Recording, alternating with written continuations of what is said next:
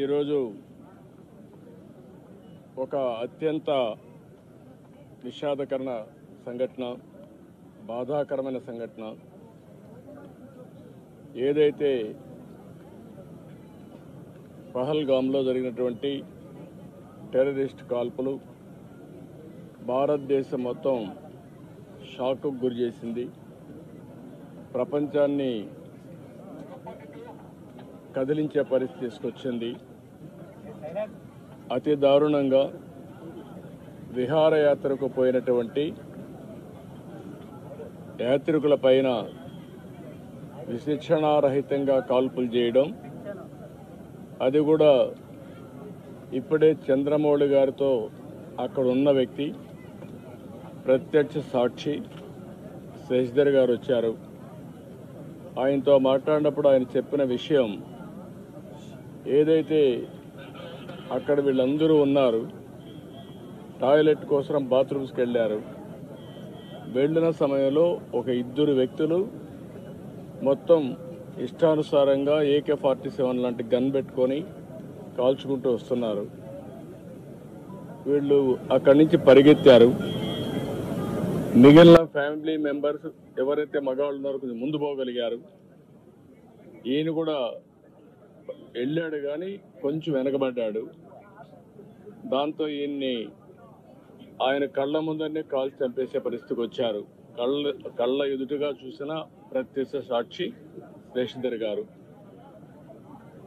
అది చూసినప్పుడు ఎంత అనాగరికంగా, మానవత్వం లేకుండా వీళ్ళు ప్రవర్తించేది ఒక ఉదాహరణ. అది కూడా భార్యాభర్తలు ఇద్దరు కపుల్స్ వెళ్ళారు. విశాఖపట్నం నుంచి ముగ్గురు కపుల్స్ వెళ్ళారు. ఆడవాళ్ళను వదిలిపెట్టి మగవాళ్లే కాల్చారు సెలెక్టివ్గా. అదే మరి ఇవన్నీ చూస్తే ఒక టార్గెటెడ్గా కావాలని చేశారు తప్ప ఇంకోటి కాదు. ఇది ఆర్గనైజ్డ్గా కూడా వెల్ ఆర్గనైజ్డ్గా చేశారు. గడిచిన 3-4 సంవత్సరాలుగా అక్కడ ఎలాంటి గొడవలు లేకుండా ప్రశాంతంగా ఉంది. మళ్ళీ అక్కడ అభివృద్ధి జరుగుతూ ఉంది. అదే మరి అక్కడ ఉపాధి కానీ పెద్ద ఎత్తున అనేక కార్యక్రమాలకు నాంది పలికే పరిస్థితి వచ్చింది. కాశ్మీర్ అంటే భారతదేశంలో ప్రతి ఒక్కరికి కూడా ఒక అనుసంధానం ఉంది. ఇది ఒక సుందరమైన ప్రాంతం, మన దేశంలో అత్యంత ముఖ్యమైన ప్రాంతం అనే అభిప్రాయం అందరిలో ఉంది. అలాంటి దగ్గర ఇటీవల ఎలక్షన్ చేయడం, ప్రజాస్వామ్యాన్ని కూడా పునరుద్ధరించడం, టెర్రరిస్టుల్ని పూర్తిగా నిర్మూలించి, టెర్రరిజాన్ని నిర్మూలించి ఈరోజు అభివృద్ధికి శ్రీకారం చుట్టే పరిస్థితి వచ్చింది. అలాంటి సమయంలో ఇలాంటి సంఘటన జరగడం చాలా బాధాకరం. దీన్ని భారతదేశంలో ఉండే ప్రతి ఒక్కరు కూడా తీవ్రంగా ఖండించాల్సిన అవసరం ఉంది. ఇలాంటి టెర్రరిస్టులు భారతదేశాన్ని ఏమీ చేయలేవు. భారతదేశంలో ఒక సుస్థిరమైన ప్రభుత్వం ఉంది, సమర్థవంతమైన నాయకత్వం ఉంది, ధీటుగా ఎదుర్కొనే శక్తి సామర్థ్యాలు కలిగిన ప్రభుత్వం.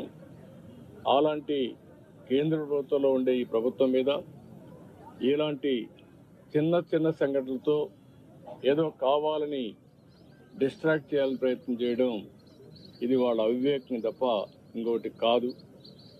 ఏదేమైనా ఇలాంటి క్లిష్ట పరిస్థితులు వచ్చినప్పుడు దేశం అంతా కూడా సమైక్యంగా నిలబడాల్సిన అవసరం ఉంది.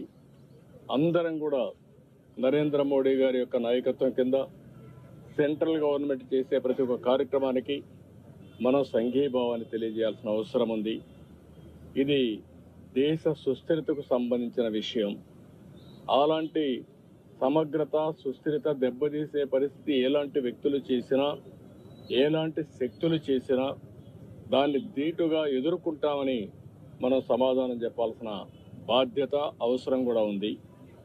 అందుకే ఈరోజు దేశం అంతా కూడా ఎవరైతే చనిపోయారో చాలా బాధేస్తుంది.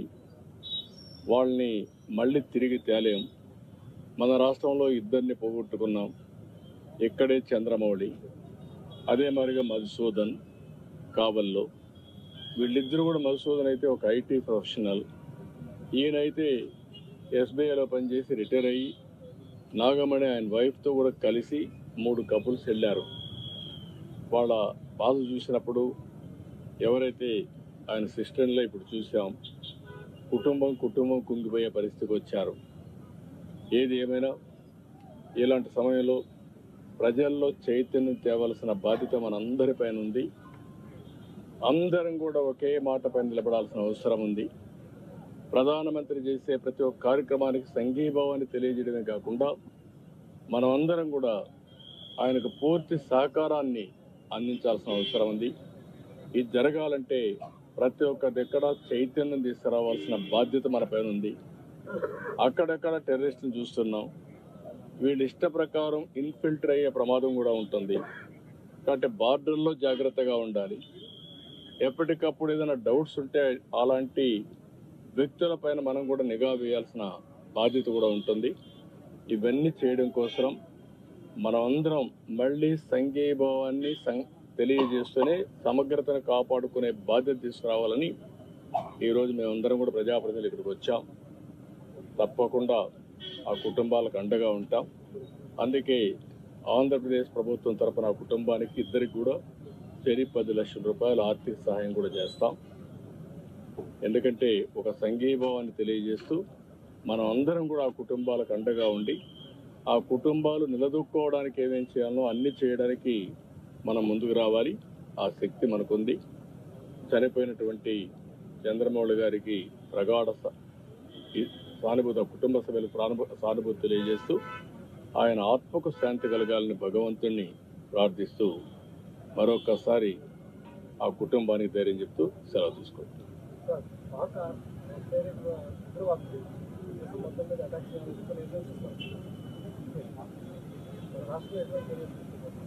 నేను అందుకనే చెప్తున్నాను, ఒక నిర్దిష్టమైన నాయకత్వాన్ని ఇస్తాం.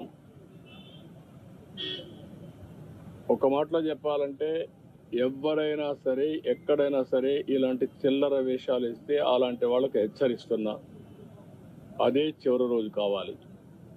ఎందుకంటే ప్రజా జీవితాలతో ఆడుకుని దేశాన్ని బెదిరించాలనో దేశ సమగ్రతను దెబ్బతీయాలనుకుంటే మాత్రం వాళ్ళ ఆటలు సాగవు. ప్రభుత్వాలు గట్టిగా ఉంటాం, ధీటుగా ఉంటాం, సమాధానం చెప్తాం. అదే సమయంలో నేను కోరుకునేది ప్రజలు కూడా అప్రమత్తంగా ఉండాలి. మనకు తెలియని వ్యక్తి మన పక్కన ఎవరన్నా వస్తే ఎవరు వస్తున్నారో కూడా చూసుకుని ప్రజలే పోలీసింగ్ చేసే పరిస్థితి రావాలి. అప్పుడే ఇలాంటి సమస్యలన్నీ కంట్రోల్ అవుతాయి. ఈరోజు ప్రపంచంలో భారతదేశం దూసుకెళ్లే పరిస్థితి వస్తూ ఉంది. ప్రపంచంలో అగ్రదేశాలన్నీ కూడా ఒకసారి ఆలోచిస్తే అందరికంటే ముందు మనం ఉండే పరిస్థితి వస్తూ ఉంది. ఇటీవల కాలంలో అభివృద్ధి జిఎస్డిపి గ్రోత్ రేట్లో మనం నెంబర్ 1 ఉన్నాం. ఈరోజు 5వ ప్లేస్లో ఉన్నాం.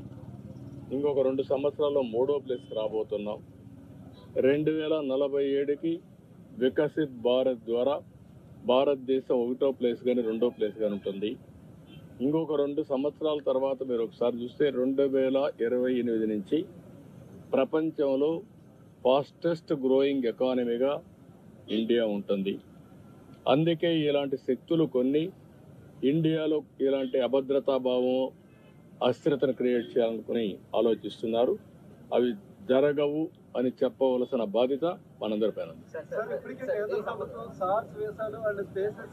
కూడా క్యాన్సిల్ చేయడం జరిగింది. 2 దేశాల మధ్యలో ఉన్న అంటే పాకిస్తానీలు ఎవరైనా ఇండియాలో ఉండుంటే 48 అవర్స్ లో బయటకు వెళ్ళిపోవాలని చెప్పి హెచ్చరించడం జరిగింది. దీన్ని ఏ విధంగా చూడాలి సార్? నేనేమంటానంటే ఇవన్నీ కూడా జరిగినప్పుడు భారతదేశం టెర్రరిజానికి వ్యతిరేకం. ఇంటర్నల్గా కానీ ఎక్స్టర్నల్గా కానీ భారతదేశం చాలా కాలం నుంచి పోరాడుతున్నాం.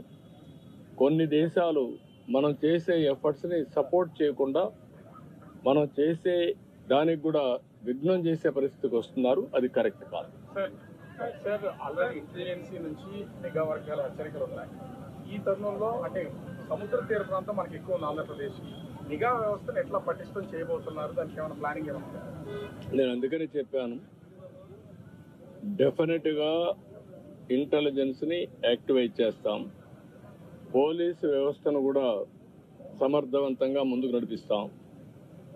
కేంద్రం రాష్ట్రం 2 కలిపి ఎప్పటికప్పుడు సమాచారం కూడా షేర్ చేసుకుంటూ ఎక్కడికక్కడ పటిష్టమైనటువంటి చర్యలు తీసుకుని ముందుకు పోతాం. మీరు అన్నట్టు మనకు వచ్చింది అంటే మెయిన్గా సముద్ర తీరం ఎక్కువ ఉంది, వల్నరబిలిటీ కూడా ఎక్కువగా ఉంటుంది. అలాంటి సమయంలో జాగ్రత్తగా ఉండడమే కాకుండా అప్రమత్తంగా ఉండాల్సిన బాధ్యత మన పైన ఉంది. డెఫినెట్గా ఉంది. అమెరికా అధ్యక్షుడు ఇండియా పర్యటనలో ఉన్నారు. గతంలో కూడా ఇలాంటి పరిస్థితి వచ్చింది, గతంలో కూడా వచ్చింది సార్. అంటే ఏం చెప్తారు సార్ దానికి సంబంధించి? అంటే మోదీ గారు కూడా ఇండియాలో లేనప్పుడు ఈ అటాక్ జరగడం అంటే కుట్ర కూడా ఉందని చెప్తున్నారు సార్. దాని నేనేమంటానంటే ప్రతి ఒక్క దానికి కూడా ఒక ప్లానింగ్ ఉంటుంది, ఒక టైమింగ్ ఉంటుంది. ఇలాంటి టైమింగ్ ఎంచుకోవడం కూడా మీరు చెప్పినట్టు కూడా అనుమానం వచ్చే పరిస్థితి వస్తుంది. అమెరికా వైస్ ప్రెసిడెంట్ ఇక్కడ ఉండడం, మన ప్రధానమంత్రి విదేశాల్లో ఉండడం, ఆ టైమింగ్లో జరగడం అనేది చాలా బాధాకరం. దీన్ని కూడా ప్రజలందరూ కూడా అర్థం చేసుకోవాల్సిన అవసరం ఉంది. ఇది కూడా కుట్ర కోణంలో ఒక భాగంగా ఉండే అవకాశం కూడా ఉంటుంది. సార్, రేపు రాజ్నాథ్ సింగ్ గారి ఆధ్వర్యంలో అఖిలపక్ష మీటింగ్ జరగబోతుంది. దీని యాజ్ ఎ పార్ట్ ఆఫ్ ఎన్డీఏగా మీరు ఎటువంటి సూచనలు ఇవ్వబోతున్నారు ఈ మీటింగ్? అన్ని విధాల ఈరోజు మనం గుర్తుపెట్టుకోవాల్సింది ఎన్డీఏనే కాదు, వివిధ రాజకీయ పార్టీలు, మేధావులు, ప్రజలు, లేకపోతే వివిధ వర్గాలకు సంబంధించిన ప్రతి ఒక్కరు కూడా ఆలోచించుకుని మనలో ఒక అవేర్నెస్ రావాలి. పూర్తిగా కేంద్రాన్ని సహకరించే పరిస్థితి రావాల్సిన బాధ్యత అందరిపైన ఉంది. అందుకే నేను ఒకటే చెప్తున్నా, నేషన్ ఫస్ట్, దేశం ఫస్ట్, తర్వాతనే ఏ వ్యక్తి అయినా ఏ ప్రాంతమైనా. ఈరోజు ఈ దేశానికే ఒక సవాలు విసిరే విధంగా కొంతమంది టెర్రరిస్ట్ మూక ఇలాంటి కార్యక్రమం చేసినప్పుడు ప్రతి ఒక్కరికి ఆ బాధ్యత ఉంది. ప్రతి ఒక్కరు కూడా దేశభక్తితో ముందుకొచ్చి ఇలాంటి చర్యల్ని ప్రతిఘటించడమే కాకుండా ఎంత వీలైతే అంత స్ట్రాంగ్గా ఖండిస్తే తప్ప మన రాష్ట్రాన్ని, మన దేశాన్ని మనం కాపాడుకునే పరిస్థితి ఉండవు. ఈ ఇన్సిడెంట్ జరిగిన తర్వాత ఒక వర్గం పైన విపరీతమైన ట్రోలింగ్ జరుగుతూ ఉంది. దీని మీద మనం ఏమైనా అంటే ఇప్పుడు ఇక్కడ జరిగేది ఏంటంటే మన వర్గాలు కాదు ఇక్కడ కావాల్సింది. ఈ దేశంలో పుట్టిన ప్రతి ఒక్క వ్యక్తి దేశభక్తితో దేశ సమగ్రత కోసం పనిచేయాలి. విదేశాల నుంచి వచ్చి ఈ దేశాన్ని అస్థిరత చేయాలనుకుంటే మాత్రం అలాంటి శక్తుల పట్ల రాజీ లేని పోరాటం చేయాలి, చేస్తే. సోషల్ మీడియాలో విపరీతమైన ట్రోల్ జరుగుతుంది. దీనికి సంబంధించి ప్రభుత్వం వైపు నుంచి అటువంటి పోస్టుల మీద ఏమన్నా? అవన్నీ కూడా విల్ కంట్రోల్. మనకు కావాల్సింది ఎక్కడి నుంచి వచ్చింది, కేంద్రం ఒక డైరెక్షన్ ఇస్తుంది, ఆ డైరెక్షన్ అందరూ ఫాలో కావాల్సిన అవసరం. రాష్ట్ర వ్యాప్తంగా ఏదైనా ప్రత్యేకమైనటువంటి నిఘా ఏర్పాటు చేసే అవకాశం ఉందా? అప్రమత్తంగా ఉంటాం, అన్ని విధాల డెసిషన్ తీసుకుంటాం ఎప్పటికప్పుడు. ఎలా గుర్తిస్తారు? దానికి ఒకటే మార్గం, కొన్ని ఇంటెలిజెన్స్కి కానీ కేంద్రం నుండి ఐబీకి కానీ కొన్ని సోర్సెస్ ఉంటాయి, దాని ద్వారా వాళ్ళు చేస్తారు. అందరికంటే ముఖ్యంగా ప్రతి ఒక్కరూ ఒక ఇంటెలిజెంట్ ఆఫీసర్గా మీరు పనిచేయాలి. ప్రజలే అప్రమత్తంగా ఉండాలి. మీ పక్కన ఉండేది మీకు తెలియదా? తెలుస్తుంది. మీకు అనుమానం వచ్చినప్పుడు ఒక బాధ్యతతో దాన్ని ఇంటెలిజెన్స్ వర్గాలకు కానీ పోలీసు వర్గాలకు తెలియజేసే బాధ్యత మీ పైన ఉంది. అది తెలియజేయాల్సిన అవసరం. ఉగ్రవాదుల పైన సర్జికల్ స్ట్రైక్ లాంటివి జరిగినా కూడా వాళ్ళు మార్పు రావట్లేదు. అంటే ఎప్పుడైతే ఇవన్నీ ప్రపంచం అంతా కూడా ఖండిస్తూ ఉంది, కొన్ని దేశాలు కొంతమంది వ్యక్తులు దీన్ని సహకరించే పరిస్థితి వస్తున్నారు. అలాంటప్పుడు మళ్ళీ సమగ్రతను కాపాడుకోవాలంటే పోరాటం తప్ప, పటిష్టంగా ముందు పోవడం తప్ప వేరే మార్గం లేదు. ఒకటి కాదండి, అన్ని ఆల్ టెంపుల్స్ కాదు, అన్ని ఆల్ ప్రార్థనాలయాలపైన శ్రద్ధ పెట్టాల్సిన అవసరం.